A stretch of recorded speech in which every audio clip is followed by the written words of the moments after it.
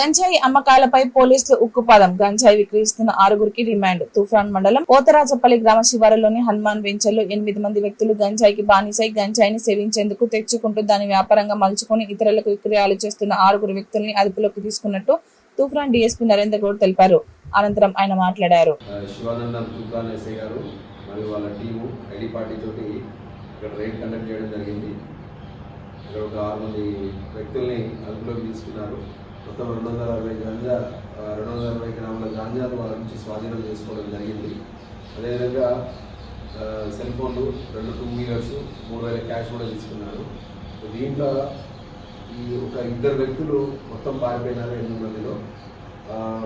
దాంట్లో తుమ్మల ప్రశాంత్, మోసు కనకరాజు, సంతోష్ పాశ్వాలు, హరిరామ్ కీరా అని చెప్పేసి వీళ్ళు, అదేవిధంగా 2 మైనర్ బాగా కూడా ఉన్నారు. సో వీళ్ళందరినీ ఈరోజు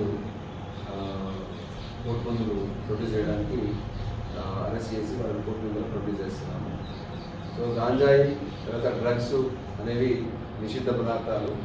సో వీటిని ఎట్టి పరిస్థితుల్లో ఎవరు కూడా దాన్ని కన్జ్యూమ్ చేసినా లేకపోతే అమ్మినా వాళ్ళ స్వాధీనంలో ఉంచుకున్నా కూడా అది చట్టరీత్యా ఇండిజియస్ యాక్ట్ ప్రకారం అది నేరము.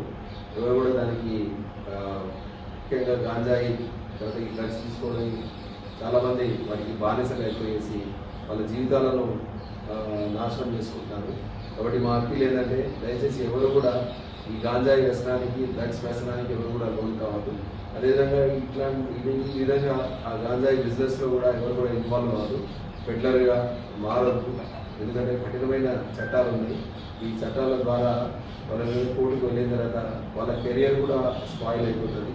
కాబట్టి దయచేసి అందరూ కూడా దృష్టిలో పెట్టుకొని ఎవరు కూడా దీనికి పాల్పడద్దు అని చెప్పేసి చెప్తున్నాను. అదేవిధంగా ఈ గాంజాయి తర్వాత ఈ సామాజిక బాధ్యత మనందరినీ కూడా ఈ గాంజాయికి సంబంధించిన ఇన్ఫర్మేషన్ ఎవరైనా ఉన్నా కూడా పోలీసులకు సమాచారం ఇవ్వాల్సిందిగా అందరినీ కూడా ప్రజలందరినీ కూడా మేము అప్పీల్ చేస్తున్నాము.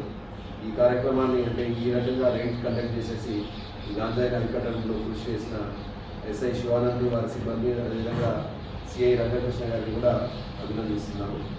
వారికి తగిన విధంగా రివార్డు కూడా చేయడం జరుగుతుంది.